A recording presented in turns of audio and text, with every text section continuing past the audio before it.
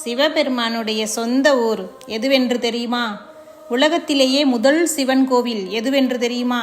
ஆமாங்க, 1000 முனிவர்கள் வாழ்ந்த இந்த கோவில் ராமநாதபுரம் மாவட்டம் உத்தரகோசமங்கையில் உள்ளது. இந்த ஊர் மண்ணை மிதித்தாலே முக்தி என்பது சிவனின் வாக்கு. இது 3000 ஆண்டு பழமையான கோவில். அது மட்டுமல்ல, இங்கு சகஸ்ரலிங்கமும் 3000 வருடம் பழமையான தல விருட்சமும் உள்ளது. இங்குள்ள சிவன் மங்களநாத சுவாமி ஆவார்.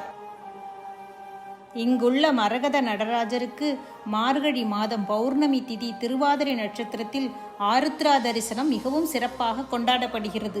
இந்த நடராஜர் எல்லா நாட்களும் சந்தனத்தால் மூடியிருக்கும்.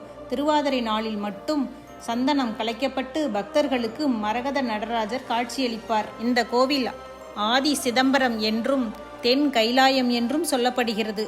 இக்கோவிலின் மற்ற சிறப்புகளையும் நேரடி தரிசனத்தையும் மற்றும் ஒரு வீடியோவில் காண்போம்.